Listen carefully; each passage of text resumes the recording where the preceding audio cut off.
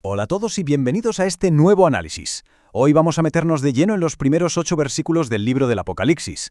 A ver, seamos sinceros, cuando escuchamos Apocalipsis, lo primero que nos viene a la cabeza son imágenes crípticas, el fin del mundo y un rompecabezas histórico casi imposible de descifrar, ¿verdad?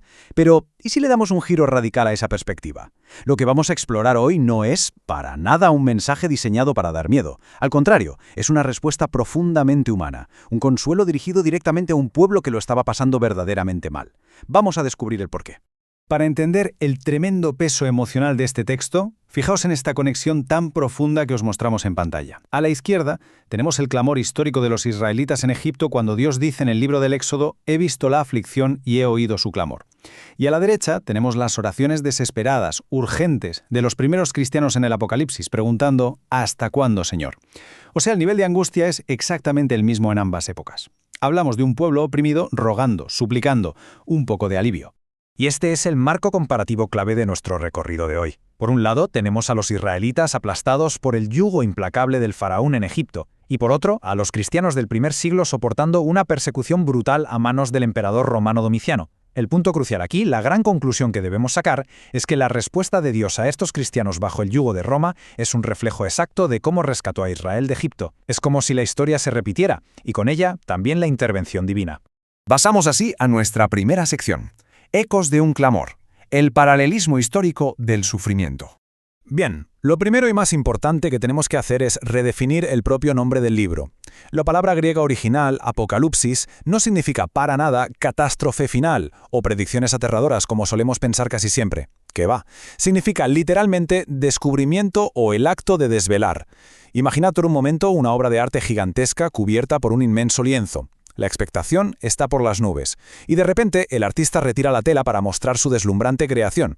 Pues este libro es exactamente eso, el momento dramático en el que Dios desvela su gran obra maestra de consuelo.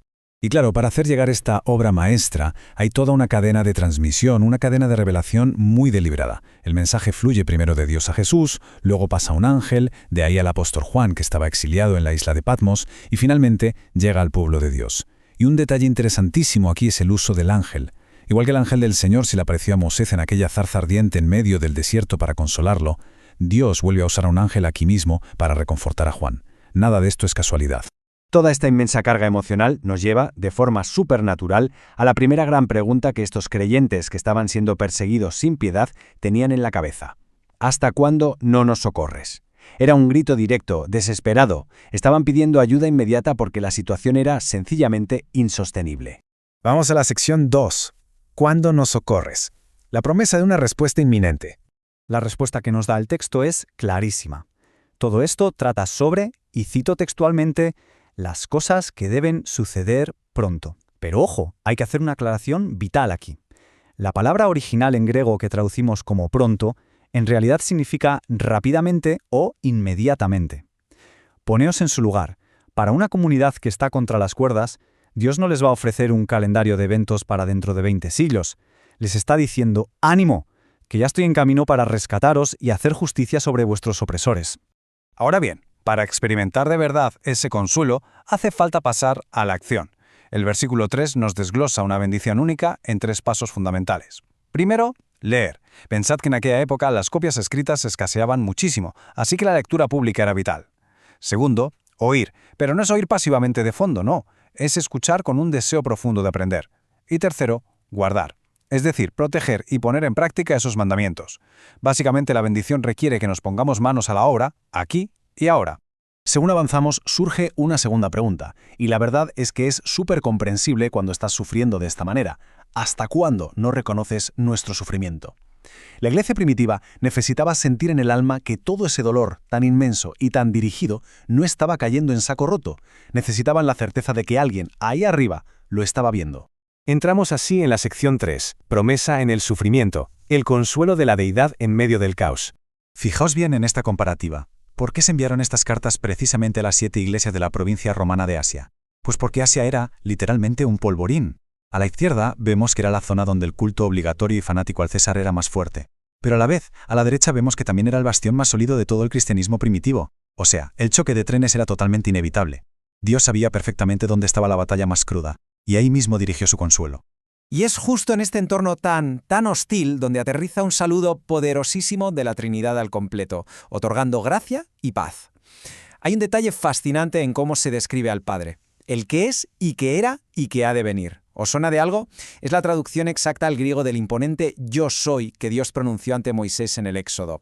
Es la prueba definitiva de que este Dios eterno, el mismo que desarmó al faraón, está infinitamente por encima del César. Su autoridad aplasta a cualquier gobernante terrenal que se le ponga por delante.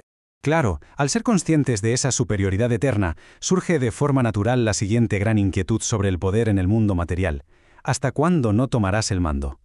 Mientras el emperador hacía y deshacía a base de violencia extrema, la gente se moría de ganas por ver de una vez la autoridad absoluta e indiscutible de Cristo manifestándose en la tierra. Lo que nos lleva a la sección 4. El rey toma el mando. El dominio absoluto de Jesucristo.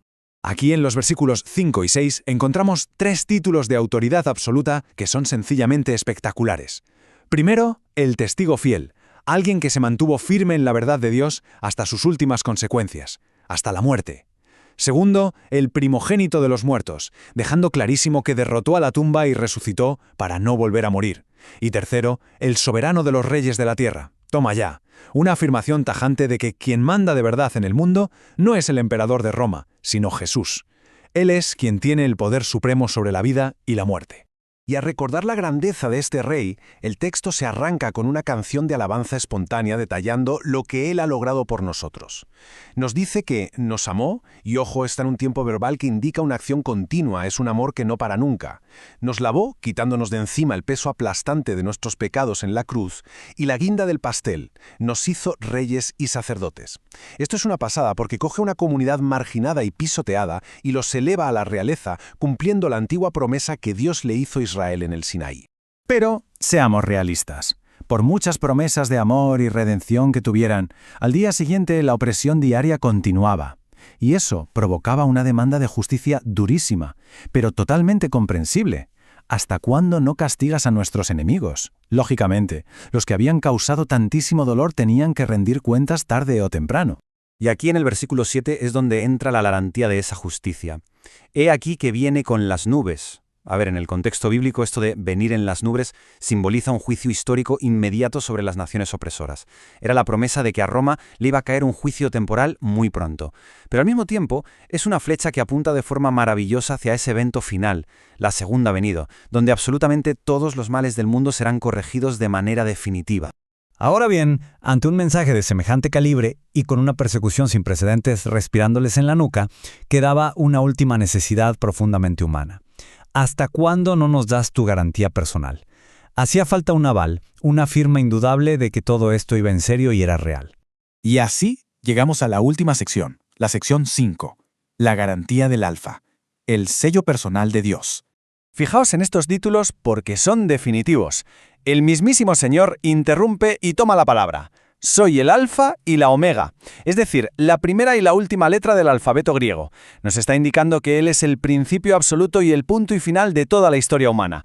Y le añade, el Todopoderoso, un poder tan ilimitado que convierte en una broma cualquier pretensión de soberanía del Imperio Romano. Es Dios dándoles su garantía personal como diciendo, tranquilos, podéis estar seguros, yo estoy al mando de la historia. Todo esto, al final, nos pone ante una encrucijada enorme. La Iglesia del primer siglo tenía dos opciones sobre la mesa. A la izquierda, la opción de fiarse de sus propios ojos, tragarse esa realidad sombría que les gritaba que la brutal persecución iba a terminar por aniquilarlos. Y a la derecha, la gran alternativa, confiar en el Padre, aferrarse con uñas y dientes a esa promesa invisible pero totalmente inquebrantable de la victoria final.